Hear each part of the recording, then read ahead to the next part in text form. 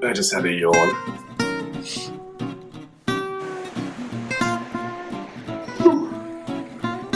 Yeah, as you all know, probably by now, I resigned from my job in the Wickham Hospital.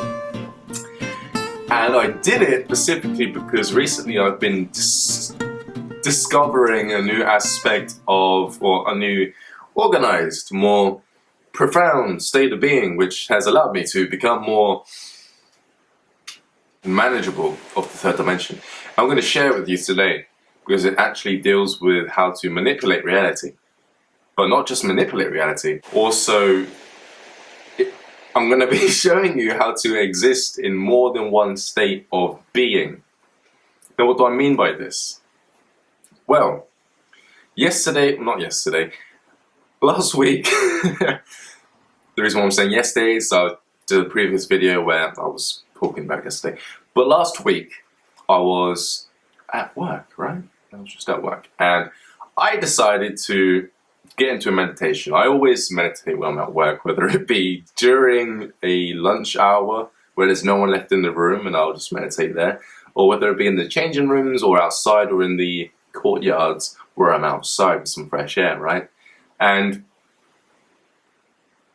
I discovered something within myself which I've known about for a long time, and in the previous month I've actually been developing a lot more refined ways of distinguishing specific types of energy which channel through my vessel, my third dimensional vessel, and the way or the means in which I am channeling through constantly on a daily, constant one-on-one basis. Whenever I open my mouth and whenever other people open their mouth, they're also doing this whether they're aware of it or not. Energy, consciousness, noise, blah blah, blibble drazzle, and not it's just energy, which we are familiar with on a collective scale, a global scale, which, just like information in a computer, tells other energies or other vessels what to do, how to do it, how to exist, how to behave, and how to create or manifest, or if you're one of those people who don't believe in this sort of stuff for whatever reason, how to block yourself from attaining these gifts or these abilities in order to distinguish yourself from what you actually are, which then leaves you crippled, diseased. It leaves you unplugged, for starters, with the source of everything, with the source of manifestation. And if you're unplugged from the source of manifestation, then you're just floating around for anyone else to get their hand into you and use you as a puppet or use you as a sheep. And you then contribute to somebody else's larger ideas, somebody else's more illuminated know-how of how to manipulate energy, consciousness, beings, and pretty much anyone who's attached or a part of this collective. I'm excited. And I'm going to tell you why I'm excited. And like I said in this video, the thing I understood about consciousness is that the source of consciousness, I'm going to break it down like this, okay? I'm going to break it down on a level that you already understand, and hopefully as I progress through this video, I can start knocking through some of those walls that you may have put up, which are stopping you from recognizing how you are actually already previously manifesting your third dimensional experience. Now, the path to ascension is an amazing one. It's one that a lot of people actually wish to achieve and wish to experience through this third dimension, because a lot of people out there know that, well, I know firsthand that it can actually help you. It will help you if you're in a nightmare. If you're in a nightmare and all of a sudden you realize that the monster in front of you isn't real, you lose your fear of it. A part of ascension process is you lose fear of everything. I used to be afraid of spiders. It seems pretty stupid now. It doesn't make much sense. And a lot of you who are probably still scared of spiders, because it's a global, I guess you can say, collective aspect of consciousness, there is a reason as to why you fear it. But when you become everything and anything, and you realize that you're actually creating things, and you realize that if you were to close your eyes and imagine a spider, that energy inside that spider, which you're using to manifest it, is nothing more than your own energy, then why would you be scared of yourself? It's illogical to think such things, you know? So, yeah, the aha moments that carry along through the ascension process, which help you become illuminated at the knowledge and insight of how things actually are.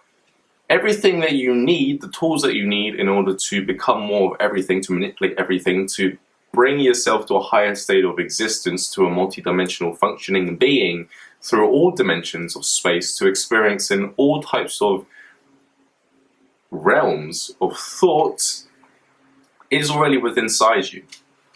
You already have experienced it, no? And I noticed this when I realized that I was at work and I was getting memories. That's another thing that happens when you ascend. You become, every experience you've experienced, all the energies that have gone through you, you remember. And I look at it like this. You have your soul. Okay, this is you, your soul. Around your soul is a spiral. Okay, and it goes down, it can go up. These are all just illusionary types. I don't even think it goes down or up, it probably just goes into a circle. But imagine if it went down like a DNA strand and your soul is through the middle of it, right? Your soul is your soul. It's the aspect of consciousness which you bring forth into any dimension. When you look at something that you feel connected to, that's the soul that's existing within this particular moment, this particular space. That's the soul. And when you're in a dream and you've become lucid that you've created everything, that is the soul that has created everything, that is in everything. You can feel the soul, and therefore you can make it say things, okay? But here's the funny thing about this, guys, is the way things look, the way things are, the way things say things, even the consciousness, the different types of consciousnesses which attribute to the types of unconscious beings within the dream, within the experience, within your third dimensional experience. This is all part of the spirit. Here's the cool thing about it. You are the spirit and you're the soul, but mainly you're the soul experiencing the spirit. And as you travel up the spiral, that's actually pretty difficult to move this up and to spin this one. As you go up the spiral, what happens is you pull in energy into your soul of the spirit, which is a manifestation of different types of energies used in order for the soul to experience the self, which is the spirit, which is the different aspects of third dimensional consciousness, the fifth dimensional consciousness, sixth dimensional, any dimensional consciousness, any state of existence, you're allowed to tap into and experience it, okay? Simple as that. And as you're unconsciously experiencing this energy, the spiral becomes dormant, I call it. I call it a dormant spiral. It's a dormant existence. Every little aspect or degree of the spiral is an experience which you're not in control of, but you're observing from an unconscious state. The soul is observing the spirit, okay? But you're not aware of this because you've taken on the energy of the spirit. This is a problem because now you're just along for the ride. You're not actually being in tune with the soul. You're a slave to the spirit. You're a slave to the experiences, whatever experience it is, whether it be a negative one or happily a positive one. Usually the positive experiences, depending on which time of year or what degree of manifestation that you're in on the third dimensional existence of the globe, will determine what type of experience you're going to go through. Like right now, we're going through a negative experience, the spiral, and if you're unconscious of the soul and you're just bleeding into the spirit and you're unconscious, you're dangling down in the spirit and you believe that you're just at will of everything, you're going to have a hard time. But really you are the soul, and to become the soul you just need to observe the self. It's that simple. And when you distinguish the self from the energy, you distinguish the soul from the spirit. Understand? Now, the spirit doesn't mean a ghost. Ain't really no ghost. It doesn't mean,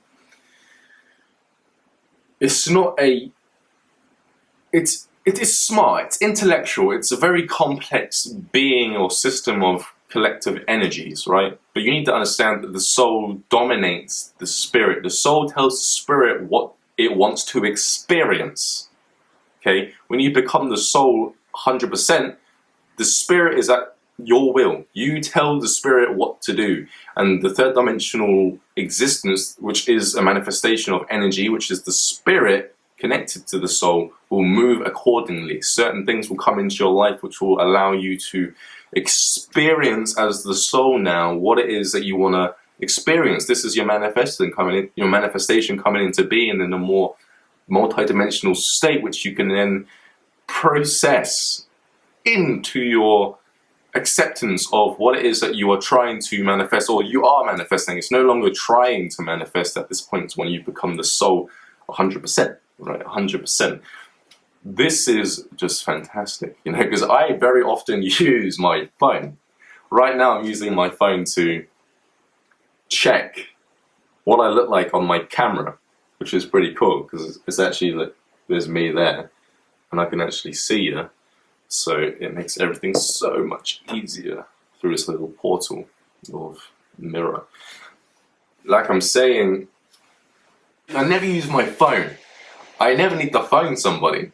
Ever need to phone somebody. If I want to experience energy, if I want to experience the unconscious aspects of the soul within the third dimension that are channeling through energy, if I want it to come into my being, if I want it to come near me, if I need an interaction with a specific type of energy which either relates to a situation, an experience when it comes to a verbal talking with a stranger, as some people call them, or when it comes to me meeting up with an energy which I've previously had encounters with within my lifetime where I was unconscious, all I have to do is filter through the energy through my vessel, observing it with me, which is the soul.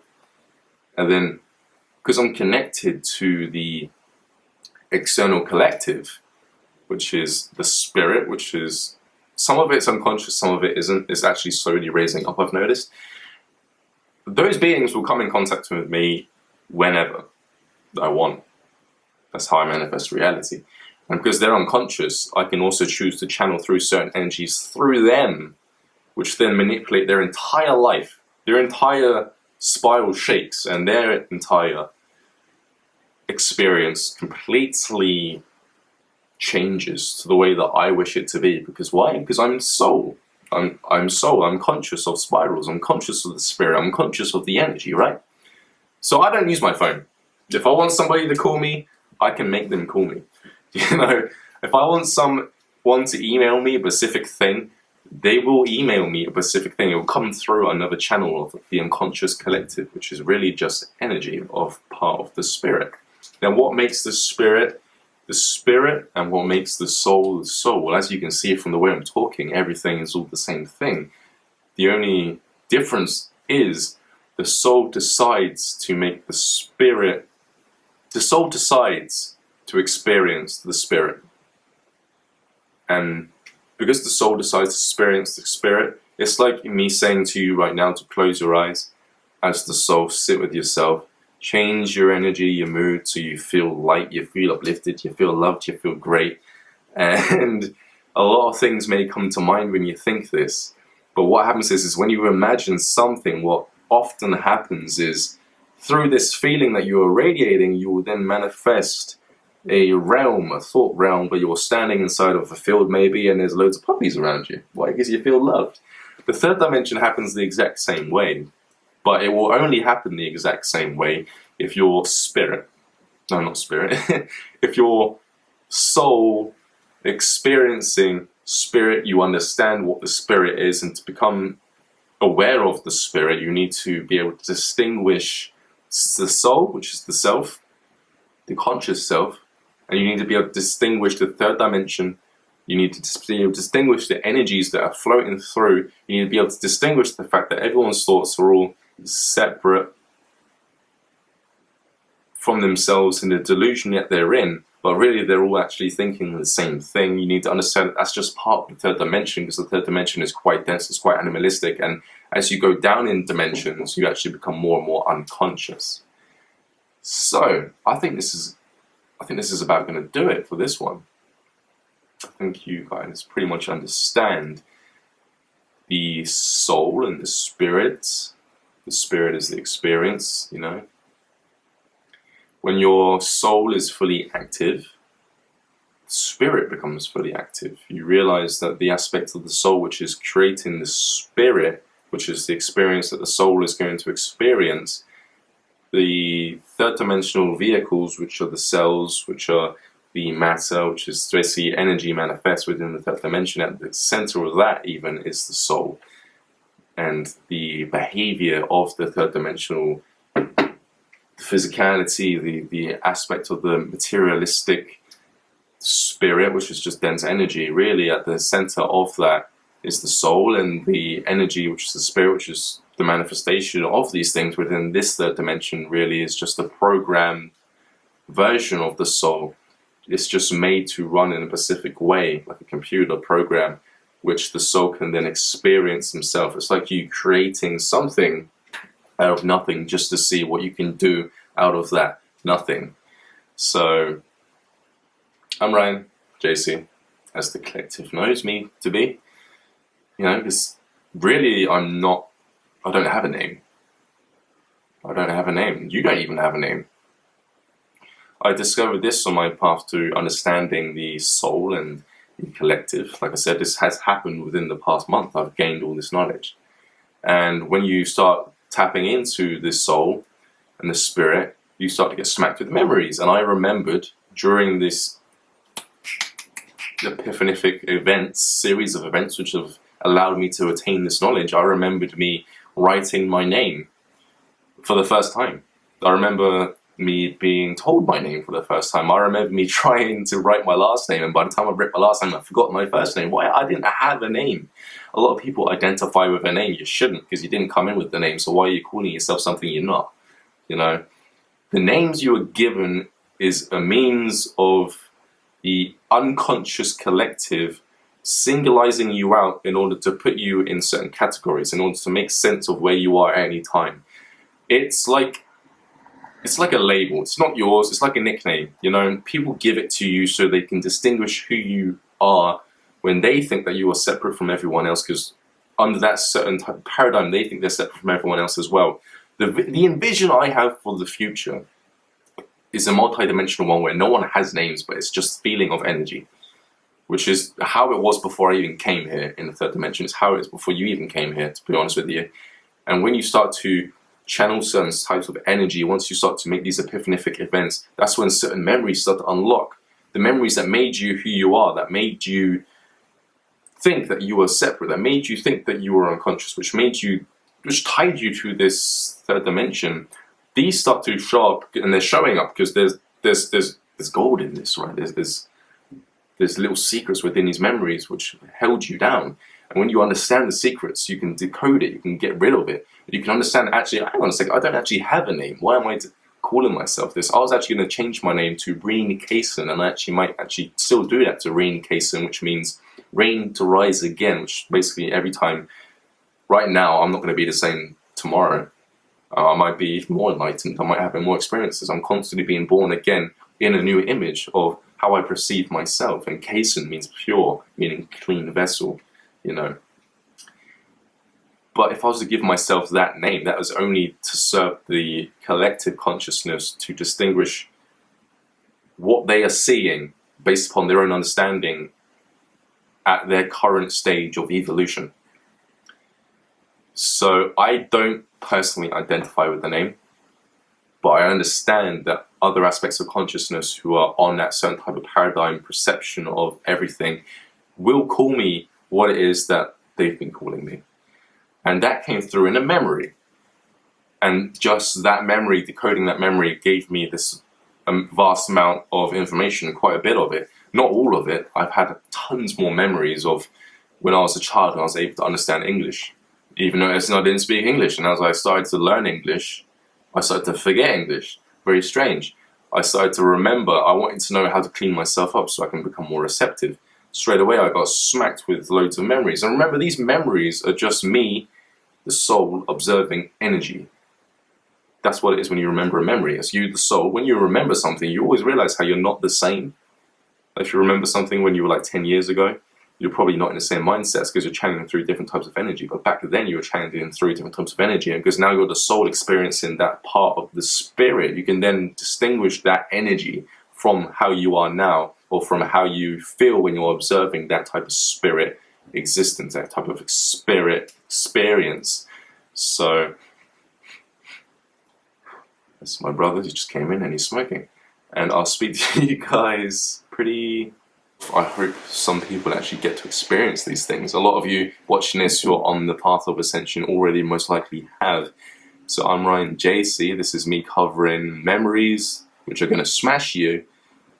These memories are memories of golden nuggets. They have secrets within the memories which help to teach you what it is that you're trying to learn. If you're the soul and you need some sort of information, you tap into the Akasha, which is ether, which is energy, which is spirit, which is around the soul, which the soul is experiencing. Say the soul wants to learn how to become more of the soul, more of the self, right? Which is what I was, right? I want to be more of myself. The soul then takes the spirit, changes the spirit, and sets up a situation where it throws a part of the spirit down here, up here, which is where I may have made a decision to think of a particular way which crippled me from being more of myself. So it will throw it back up here with that in it, and then I will learn that from observing that type of spirit, which will then open me up even more and become even more of the soul, if you know what I mean. So when you become the soul, there is nothing off limits. You ask the spirit a question and it will manifest itself. So I'm Ryan JC, and I'll speak to you guys pretty soon.